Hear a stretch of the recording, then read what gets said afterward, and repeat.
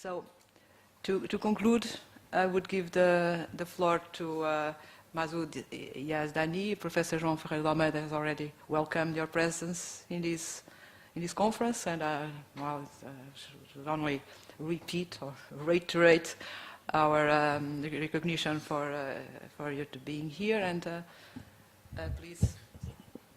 Thank you. I'd like to ask for your indulgence in allowing me to tell you a little bit about the history of how I've come here. Because before becoming a full-time publisher, I was an academic and a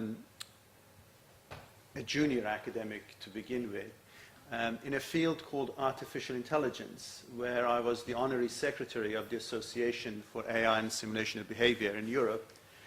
And in UK, there were 40 people like me who were working in artificial intelligence, and I knew every single one of them. And what we did was we obviously wrote papers, but we printed those papers as preprints and posted to each other. And there were about 200 people in the whole of Europe, and there were about 1,000 in the world altogether. And we did have a journal called Artificial Intelligence. And the journal was edited by a mathematics professor coming from the days of Alan Turing, and very much seeing the artificial intelligence as part of mathematics. And it happened that people like me were not mathematicians. We were programmers. We were building experimental minds, and we had articles to publish. And we couldn't publish those in his journal because the mindset was mathematical. I want you to prove how these are done. And I said to my colleagues, let's start our own journal, a journal that is open to our way of seeing our discipline. And people said, well, you don't need it. There is already the journal. If you can't get it published, well, you can disseminate it yourself. And I was still insistent that I wanted to start a new journal. And I think that is, to some extent, why I've now become a publisher, that I've published your journal and other people's journals. And in a way, I want to explain what, for me, publishing means. I think publishing, for me, is made of two components to begin with. One is making it public. If I had continued to just distribute my stuff to those other 40 people, other people outside that group would have not seen the outcome of our work. So I very much wanted to make what we were doing public to other people. So it wasn't a closed community. Secondly, I think publishing is also about archiving. If we had not produced a journal, Artificial Intelligence Review, which I published through Intellect, and had just done amateur distribution, gradually that information would have been lost. And I think part of publishing is to make something permanent.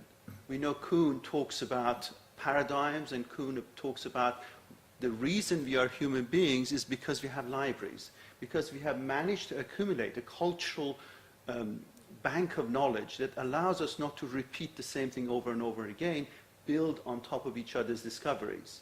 And I think even if we publish a journal article or a book that is not read by anybody at the time when it's published, or is not ranked by the agencies who rank things, the fact that we've published it, we have put it in this bank of knowledge is important. Because 10 years later, somebody will come and say, actually, this is worth following up now. It may not have been ranked as an A or a B or a C or whatever. It may not have got any brownie points in the promotion of that particular person, but it has been a contribution into that body of knowledge. So for me, publishing is made out of these two components, making it open to other people, to the outsiders, so it's not just about us and what we do. And we come to the whole issue of language of publication in a minute, because I have heard so many good references to this issue and the whole issue of English in that. I'll come back to that. And archiving it, making it possible to live forever. Now, I ended up having to publish that journal myself because nobody else, there was no publisher out there who was interested in taking on a journal which belonged to a discipline which only had 40 followers in the UK and maybe 200 in Europe, because they knew they couldn't make money out of it. And there was a whole commercial purpose issue as well. But I decided if nobody else wanted to do it, I'll establish my own publishing company, Intellect, which published Artificial Intelligence Review. Its first issue came out in 1986. And then gradually, my other colleagues came to me and said, well, you've got the know-how and you've got the facilities and the connections. I can't get my journal published. Why wouldn't you help me? Suzanne Hayward was a professor of French at Exeter University, where I was also a lecturer. She came to me and said, I want to publish a journal about French cinema. And I have published so widely in French cinema with established publishers that I'm surprised none of them are willing to publish my journal. Everybody tells me there is a journal about cinema. There's in fact half a dozen of them. Why don't you get your stuff published there? And I'm telling them that mindset is based around a very much an American point of view about cinema. It doesn't appreciate the Frenchness of cinema. I want to publish a journal about French cinema. And everybody tells me, well, publish in another journal. There are all these journals that publish about cinema. And I felt empathy with her, because that was exactly what had happened to me. I was told, publish in a journal which looks at artificial intelligence from a mathematical point of view. And I said, but that's not the mindset I want. So 12 years ago, we established a journal called Studies in French Cinema for Susan Hayward. And since then, we have now published 20 more journals in film studies, each of which have looked at a different slice of what it is to do cinema studies. I just want to read to you one of those descriptions in the catalog that we have. Studies in Hispanic cinemas. Studies in Hispanic cinemas is devoted to the study of Spanish language cinemas, written in English, to maximize the opportunities for contact between academic disciplines such as media, film studies, Latin American and post-colonial studies, as well as Hispanic studies. The journal encourages an intercultural and interdisciplinary focus. What we have done with having these 20 journals about film studies is appreciating that by looking at different people's cinemas, we can begin to understand what it is to be the other person, and at the same time being the same. It's this whole issue of unity in diversity. And I think this is the kind of thing that we have begun to talk about here. We've talked about English. What's the problem with having English as a language in which we publish? Well, I think there are problems with it. But English as a language of distribution is brilliant. Whether we like it or not, that is the language that has the highest currency.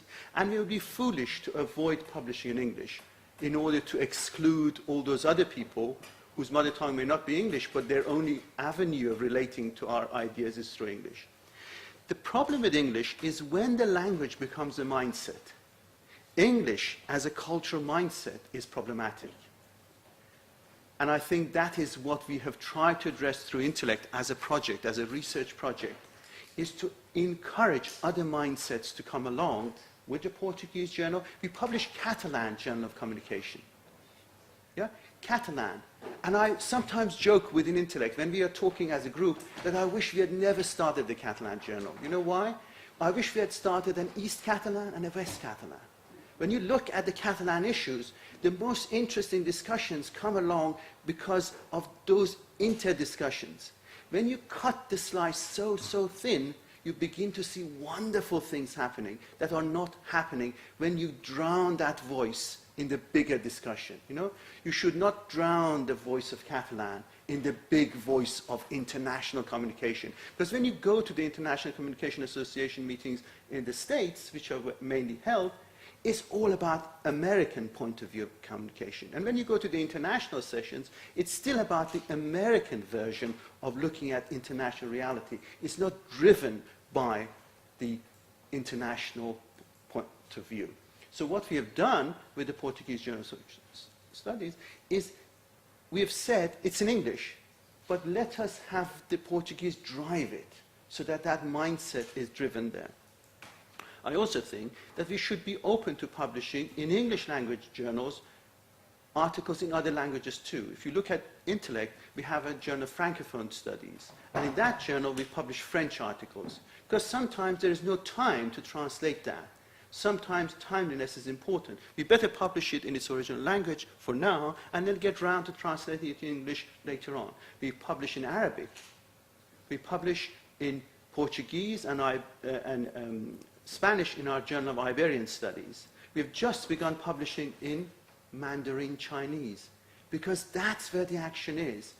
More and more people are writing in Chinese, and we would be foolish to stop English readers not seeing that. But sometimes we've got to publish it in Mandarin first to give ourselves the opportunity of bringing that over so we can then get around to translating it. So, just to come back to this whole notion of what it is to do academic communication. I think we need to be open to other mindsets, and that other mindset also includes, with all due respect, going beyond Europe. We have seen a lot of discussion here about, oh, it shouldn't be just English, it should be Portuguese, French. What about Arabic? What about Mandarin? What about a world in which, in fact, Europe is a much smaller player than it used to be? And that is why Intellect has put a lot of energy into promoting Arab media studies, African cinemas, and we hope to have a wider distribution of ideas from different mindsets, admittedly, through a very narrow bandwidth of a shared communication channel called English. And as I said, sometimes we've got to be open to even publishing in other languages. And finally, we have to be willing to also publish visual essays. And I think that's another thing, this domination of words as ways of creating a narrative. We've got to be willing to sometimes maybe publish a whole series of photographs to communicate an idea which is very difficult to put in words. And when we begin to move into those ways of being open, we'd be able to have a much more international way of interaction. I want to conclude by just going back to this whole issue of academic communication in a different way. We have seen journals grow as the medium for branding a group of people into a community, branding a group of articles into a journal. And I'm afraid there may be an end to that notion of reading a journal from cover to cover, because more and more people are now doing keyword searches. More and more people are seeing individual articles outside the context within which they've been created. So we have to be open to a world in which we may have to create the community around a particular subject, not through just the journal, but through a Facebook page. Now, your journal has a Facebook page, and I'm really delighted that it does, because I think more and more people will discover that sense of community through different ways. We also probably need to be ready to maybe write shorter articles, but get them published quicker, because more and more people are reading the stuff on a mobile device. More and more people are expecting to be published not 2 years later, but maybe 3 months later. So speedy publication, more frequent publication is probably more important than having publications that take a long time. I fully agree that it's good not to publish the rubbish just for the sake of publishing. It's sometimes good to be late, or maybe it's sometimes to be thinner than late. Maybe if you don't have enough articles to publish a 200-page journal, maybe just bring 2 articles out this month and leave it at that. So where I disagree is quality is paramount, but speed is also important too. We don't need to have as much in a journal issue to get it out and about. So we need more rapid interaction within the community, which is open to outsiders. We still need to have the sense of community. We need to know each other, but we also need to be open to outsiders, and we need to be a lot more rapid. That may mean having shorter articles, that may mean more rapid refereeing, and it may mean publishers like ourselves who are committed to publishing as a mission as opposed to as a business. And I can summarize Intellect as a mission-driven publisher, which is trying to do something for disciplines that are not taken seriously by other publishers who have well-established and entrenched economic commitments. Thank you.